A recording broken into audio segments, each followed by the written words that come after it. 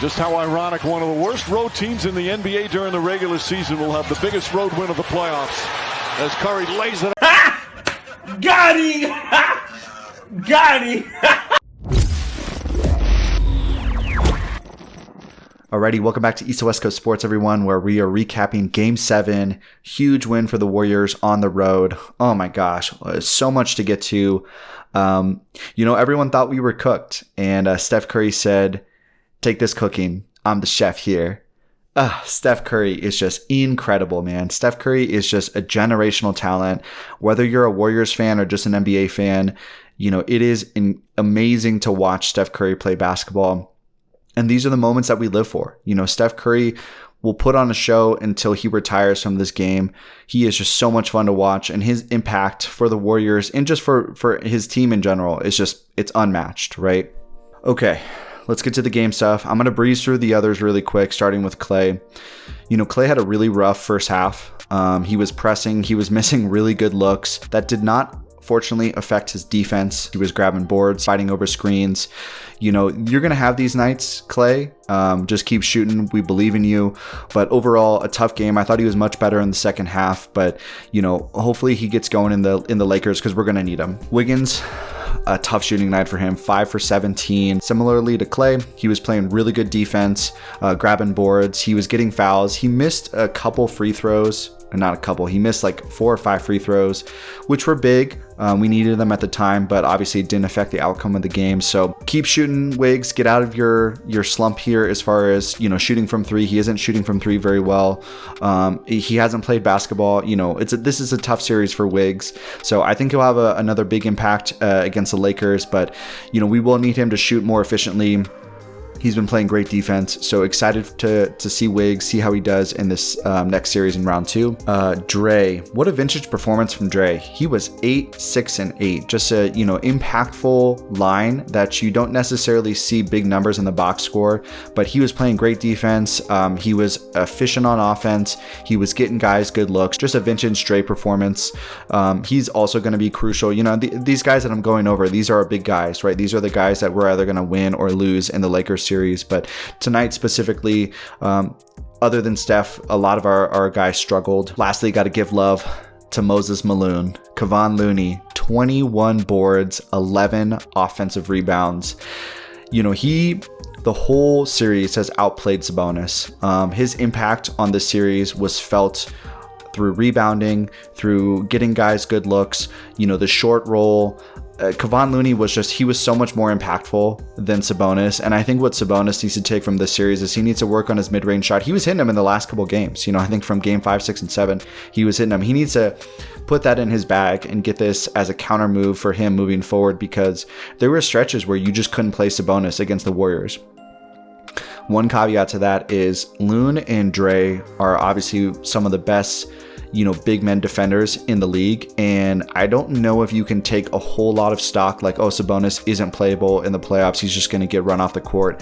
I don't necessarily know if that's true, but I do think Sabonis needs to add a little bit more offensively, because he does muck up the offense when he catches and he isn't scoring.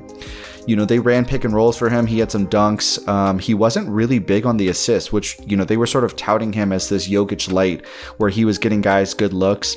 That wasn't really the case. I felt like his biggest impact was the screens, the rolls, and the rebounds for Sabonis in this series. But overall, I think Looney had a much bigger impact, and it was great to see. Looney is just an incredible glue guy.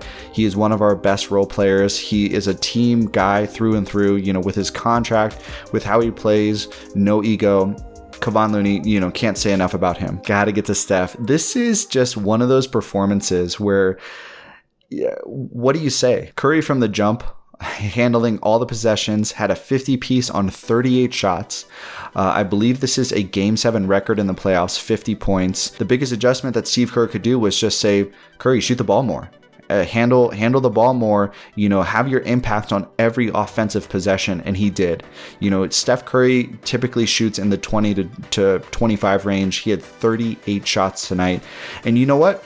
I'll take a bad Steph Curry shot over a lot of these other guys' shots most nights, especially in a win or go home situation. He got even better in the second. I mean, he had a great first half. I think he had 22 points, but he got even better in the second half. He was hitting his floaters. He was breaking the defense down. He was getting good looks for his guys. He was hitting step back threes. He had a couple, logo 30 footers. Okay, was this a better performance than game 4 in Boston? I think you have to take two things into consideration with that performance. One, the stage, right? It was the final series in the NBA championship. If you go down 3-1 against Boston, you're not really climbing back from that. So essentially a game 7 for him. And then the second thing is who they were playing. Boston, they have experience. They're a much better team just personnel-wise.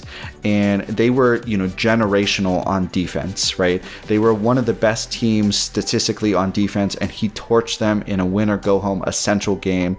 So I think when you consider the stage, you consider the opponent, this one is close. It's a game 7. It's incredible. But I think that game 4 performance just edges out this game. But Steph Curry continues to add to his resume as just one of the best playoff performers in 20 years, right? Since Kobe, since Tim, Shaq, whoever, LeBron. Obviously, Steph is just, man, he is otherworldly. The ridiculous shot making that he had tonight, the timely buckets, the ability to get to the rim, get some and ones, get some tough layups.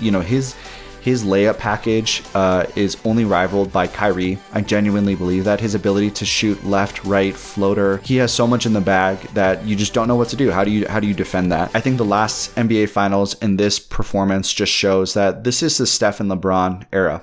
It was Kobe and Tim Duncan before Shaq. But since LeBron and Steph got in the league, this is their generation. And if you had to pick one, I think it's going to be the one who ends with more rings at the end of their career. So it's still up for grabs, 4 for 4. We're going to get a huge Lakers-Warriors series. This is going to be one of the better second round matchups that you'll see in this playoffs and just most playoffs in general. So excited to see how we play. I think this first game is going to be really tough. It's a quick turnaround. Lakers took care of business in game 6, so they're going to be much more rested, but we have home court. That's going to be huge. We have all the confidence in the world at Chase Center, and I think we have a good chance to win one, if not both of these games, if we just keep focused and we play our game. I don't know what else you can say about Steph other than I think he can only be compared to Tom Brady, right? When your team is down 5 points, 2 minutes left in the game, and you have TB12, you have a chance. And I think that is the same thing with 30.